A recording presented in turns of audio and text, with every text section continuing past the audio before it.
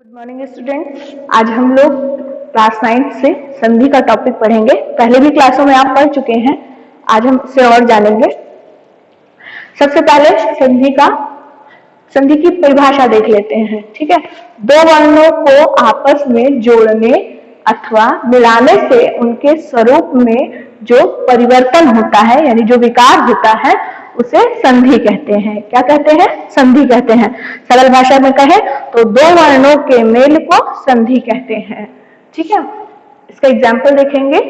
रमा, धन, ईश, क्या बन गया? रमेश। यहाँ देखिए क्या कहा गया था? वर्णों के मेल को। ठीक है, तो यहाँ क्या है? वर्ण देखिए क्या है? आ।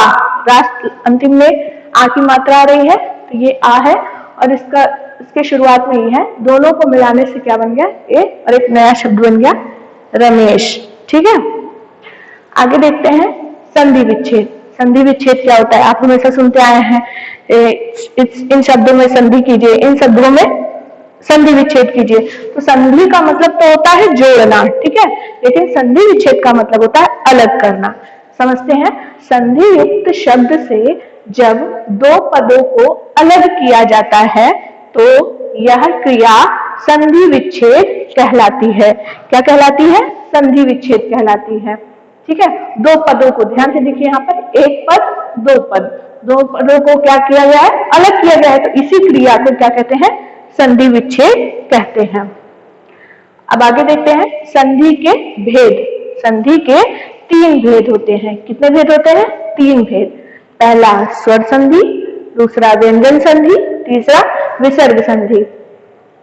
स्वर संधि का एक एग्जाम्पल देखिए, जैसे विद्या, धन, आलय, क्या बना? विद्यालय। ऐसे ही व्यंजन का जगत, धन, ईश, जगदीश। यहाँ देखिए आप स्वर संधि में क्या था? आ और आ का मेल हुआ तो वो बड़ा हो गया। यहाँ पर क्या है? अंतिम में ये त हलंत लगा हुआ है, अर्थात इसके साथ स्वर नहीं है, तो ये व्यंजन हुआ। व्यंजन का स्वर से मेल हो रहा है, तो यहाँ क्या बना? जगदीश शब्द बन गया। इसी तरह विसर्ग देख लीजिए। हरि, यहाँ देखिए विसर्ग लगा है, आगे एक व्यंजन है, दोनों को जोड़ दिया, बन गया क्या? हरिश्चंद्र। इनके अपने एक नियम होते हैं, जिसे हम आगे जब विस्तार से पढ़ेंगे तो जानेंगे। ठीक है, अब आइए एक बार फिर से दोहरा लेते हैं, या आपको एक सरल शब्दों में बताती हूँ। वर्णों के मिलने से उनमें आ जाता जो प्रकट विकार, वर्णों के मिलने से उनमें आ जाता जो प्रकट विकार संधि कहता है वह मित्रों, और इसी बात को अलग करना कहलाता है संधि विचार। ठीक है, देखिए दो वर्णों को आपस में जोड़ने अथवा मिलाने, ठीक है, जोड़ने अथवा मिलाने से उनके स्वरूप में, यानी उनके पूरे रूप में जो परिवर्तन हो जाता है उसे संधि कहते हैं। जैसे रमा, धन, ईश, इन दोनों पदों को हमने मिलाया, मिला के इनका रूप देखो बिल्कुल बदल गया। ठीक है, यही हो गया संधि। वर्ण थे, हमने इनका मेल किया और मिल करके ए शब्द बन गया, ए वर्ण बन गया। संधि विच्छेद देखेंगे। संधि युक्त शब्दों से जब ये संधि शब्द था ना, इसको जब हम अलग अलग करेंगे तो यही क्या कहलाता है? संधि विच्छेद कहलाता है। संधि के भेद, संधि के तीन भेद होते हैं। पहला स्वर संधि, दूसरा व्यंजन संधि, तीसरा विसर्ग संधि। आपको बता दूं, आप क्लास 9 यूपी बोर्ड के कोर्स में केवल स्वर संधि है। ठीक है, इस स्वर संधि को हम आगे पढ़ेंगे। अब देखते हैं हम स्वर संधि। स्वर संधि क्या होता है? जहां दो स्वर वर्ण मिलकर नए रूप में बदल जाते हैं, वहां स्वर संधि होती है। स्वर तो आप जानते ही हैं, वर्णमाला के दो भेद होते हैं, स्वर और व्यंजन। अ से लेकर अह तक के वर्णों को क्या कहते हैं? स्वर। तो वही बात कही गई है कि जब दो स्वर वर्ण मिलते हैं और उनका रूप बदलता है तो वे स्वर संधि कहलाती है। ठीक है, जैसे देखे यहाँ पर देव और इंद्र, आपको पता है कि ये क्या है? एक व्यंजन है। व्यंजन हमेशा स्वतंत्र रूप से नहीं बोला जाता, उसे स्वर की सहायता लेनी पड़ती है। तो यहाँ पर हलंत नहीं लगा, इसका मतलब है कि ये पूरा व्यंजन है। ठीक है, और इसके अंत में क्या है? इसके साथ साथ स्वर लगा हुआ है, यानी अस्वर लगा हुआ है, और यहाँ ऑलरेडी पहले से ही स्वर है, तो इन दोनों का जब मेल हुआ तो ये क्या बना? ए बन गया। क्या बना है? ए बन गया। तो अब आगे देखिए, इसको मिलाने पर क्या बन गया? देवेंद्र। आपको एक नया शब्द मिल गया, देवेंद्र। दो पद थे, दोनों को हमने मिला दिया और क्या बन गया?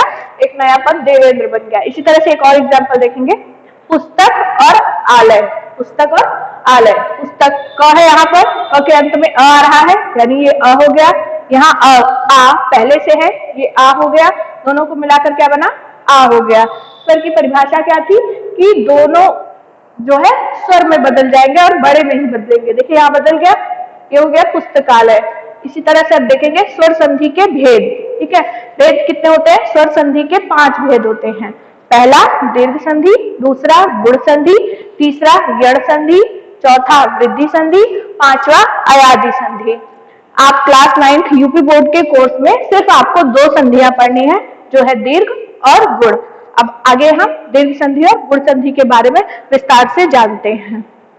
आइए अब आगे पढ़ते हैं। स्वर संधि हमने पढ़ा था। स्वर संधि का पहला भेद था दीर्घ संधि। दीर्घ संधि, इसका सूत्र होता है अकह सवर्णे दीर्घ। क्या सूत्र होता है? अकह सवर्णे दीर्घ। समझते हैं हिंदी में, जब ह्रस्व या दीर्घ अ, ई, उ, री के बाद कोई समान स्वर आता है तो दोनों के स्थान में उसी वर्ण का दीर्घ स्वर यानी आ, ई, उ हो जाता है। इसी मेल को दीर्घ संधि कहते हैं। अ, ई, उ, री के बाद अगर कोई समान स्वर आता है, इसी की तरह समान स्वर आएगा तो उसकी जगह पर क्या हो जाएगा? उसी का जो दीर्घ समान स्वर है वो हो जाएगा। जैसे अ का क्या होगा? आ हो जाएगा, ई का ई हो जाएगा, उ का उ हो जाएगा। ठीक है, आगे समझते हैं, एग्जाम्पल में आपको समझ में आएगा। जैसे देखिए यहाँ पर क्या है? अ और अ मिलकर क्या बना? आ बना। ठीक है, उसी का दीर्घ स्वर हो गया। ये ह्रस्व स्वर था, समान स्वर है और क्या बन गया? ये दीर्घ स्वर। इसी तरह यहाँ देखिए, और आ मिलाकर क्या बना? आ, दीर्घ स्वर बन गया। आ और अ मिलाकर क्या बना? आ बन गया, दीर्घ स्वर बन गया। आ और आ मिलाकर क्या बना? आ बन गया। ठीक है, इसका एग्जाम्पल देखेंगे। जैसे सत्य प्लस अर्थ क्या बन जाएगा? सत्यार्थ। ठीक है, अगला देखिए, हिम प्लस आलय क्या बन जाएगा? हिमालय। रेखा और अंकित क्या बन जाएगा? रेखांकित।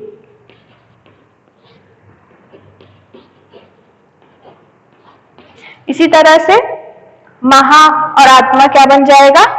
महात्मा। ठीक है, आगे देखते हैं। ई और ई मिलकर क्या बन गया? बड़ी। क्या परिभाषा थी आपकी कि ह्रस्व या दीर्घ के बाद क्या होगा? अगर समान स्वर है तो वह दीर्घ स्वर में बदल जाएगा। ये ह्रस्व स्वर है दोनों, ये क्या बदल गया? आपने दीर्घ स्वर में बदल गया, यानी बड़ी में बदल गया।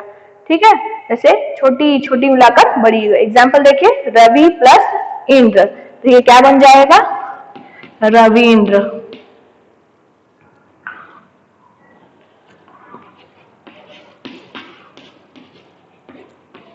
ठीक है, अगला देखिए, ई और ई मिलाकर क्या बन गया? बड़ी।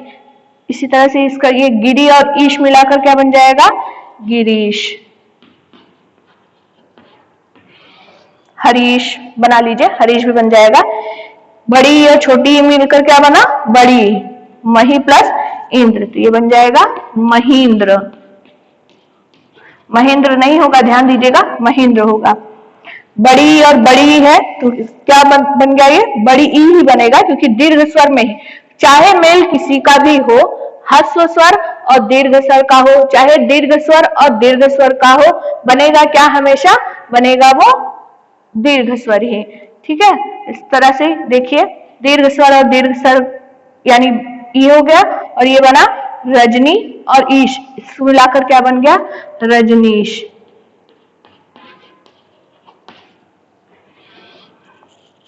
ठीक है, आगे इसको भी देखते हैं। उ और उ वही हुआ, ह्रस्व था, ये भी ह्रस्व था, मिलाकर क्या बना? दीर्घ बना। एग्जाम्पल देखिए, भानु और उदय, तो यहाँ क्या बन गया, भानुदय।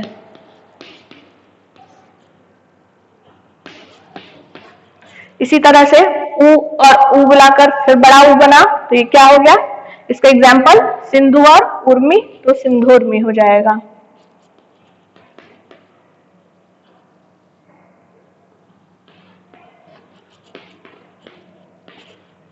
इसी तरह से बड़ा उ और छोटा उ मिलाकर फिर दीर्घ स्वर बड़ा उ में बदल गया, यानी अब इसका एग्जाम्पल भू और उत्सर्ग, तो ये बन जाएगा भूत्सर्ग। इसी तरह देखिए बड़ा उ मिलकर ये बनेगा और ये क्या हो जाएगा, भूर्जा। ठीक है, भू और ऊर्जा यहाँ मिलाकर क्या बन जाएगा, भूर्जा बन जाएगा। आइए फिर से एक बार इसको दोहरा लेते हैं। दीर्घ स्वर सूत्र क्या होता है, अकह सवर्ण दीर्घ। जब हर्ष या दीर्घ ई उ ऋषि के बाद कोई समान स्वर आता है तो दोनों के स्थान में उसी वर्ण का जो दीर्घ स्वर होगा वह हो जाता है और इसी मेल को दीर्घ संधि कहते हैं। ठीक है, एग्जाम्पल हमने देखा सत्य प्लस अर्थ सत्यार्थ, हिम प्लस आलय हिमालय। कुछ देर पहले मैंने आपको विद्यालय का एग्जाम्पल दिया था, वो भी इसी का था। रेखा प्लस अंकित रेखांकित, महा प्लस आत्मा महात्मा, रवि प्लस इंद्र रवींद्र, गिरी प्लस ईश गिरीश, मही प्लस इंद्र महेंद्र, रजनी प्लस इंद्र रजनीश, भानु प्लस उदय भानुदय, सिंधु प्लस उर्मी सिंधुर्मी, भू प्लस उत्सर्ग भूत्सर्ग, भू प्लस ऊर्जा ऊर्जा। ठीक है, इस तरह से आज हमने क्या पढ़ा, दीर्घ संधि को पढ़ा। अब इसके आगे का हम पढ़ते हैं।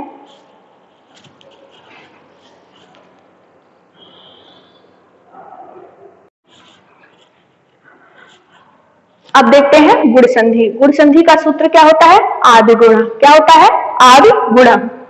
परिभाषा देखेंगे, अ अथवा आ के बाद ई उ ऋषि तथा ऋ स्वर आए तो इनके मेल से उनकी जगह ए ओ अर अथवा अल हो जाता है। इसी मेल को गुण संधि कहते हैं। ठीक है, समझेंगे कि अ अथवा आ के बाद, तो पहले अ का देख लेते हैं। अ के बाद ई अगर आएगा तो ए हो जाएगा। उसी तरह से आ के बाद अगर ई आएगा तो भी ए हो जाएगा। ठीक है, आ के बाद बड़ी ई आएगा तो भी ए हो जाएगा, आ के बाद बड़ी ई आएगा तो भी ए हो जाएगा। एग्जाम्पल देखेंगे, नर, यहाँ पर पता है आपको कि अ है, अ और ई मिलकर ए होगा, यानी नर प्लस इंद्र बन जाएगा नरेंद्र। इसी तरह से राजा प्लस इंद्र क्या बन जाएगा, राजेंद्र। राज, यहाँ पर अ है, अ और ई मिलकर ए बनना है तो क्या बन जाएगा, राजेश। इसी तरह रमा, यहाँ देखिए क्या है, आ है और ये क्या है, ई, तो आ और ई बनकर क्या होना है, ए, तो यहाँ क्या बन जाएगा, रमेश। इसी तरह से गणेश भी आपका बनेगा। ठीक है, आगे देखते हैं, अ और उ, अ और उ के बाद अ प्लस उ होगा तो ओ हो जाएगा। इसी तरह से अ प्लस बड़ा उ होगा तो भी ओ हो जाएगा, आ प्लस बड़ा उ रहेगा तो ओ हो जाएगा।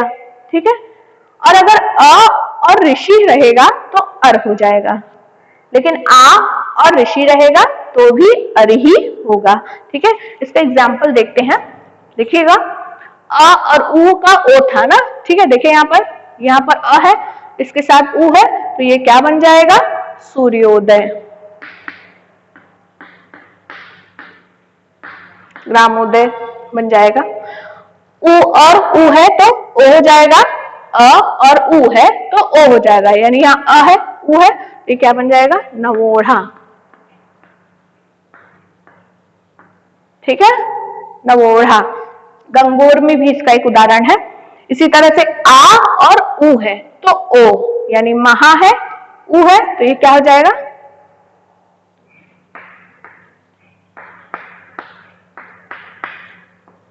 ठीक। अगला, अ और री के बाद अर हो जाएगा। ध्यान दीजिएगा, अ और री के बाद है तो भी अर होगा, आ और री के बाद है तो भी अर ही होगा। देखिए, ब्रह्म है, अ है यहाँ पर ऋषि है तो ये क्या हो जाएगा, ब्रह्मषि।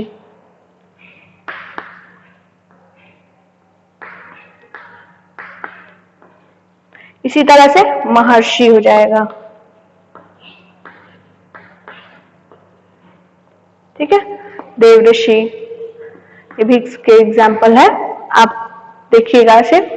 चलिए फिर एक बार दोहरा लेते हैं कि गुण संधि क्या होती है। गुण संधि सूत्र आदि गुण अ अथवा आ के बाद ई ई उ उ ऋषि तथा रि आए तो इनके मेल से इनकी जगह पर ए ओ अर अथवा अल हो जाता है। इसी मेल को हम गुण संधि कहते हैं। एग्जाम्पल, नर प्लस इंद्र नरेंद्र, राजा प्लस इंद्र राजेंद्र, राज प्लस ईश राजेश, रमा प्लस ईश रमेश, सूर्य प्लस उदय सूर्योदय, नव प्लस ओढ़ा नवोढ़ा, महा प्लस ऊर्जा महोर्जा, ब्रह्म प्लस ऋषि ब्रह्मर्षि, महा प्लस ऋषि महर्षि। ठीक है,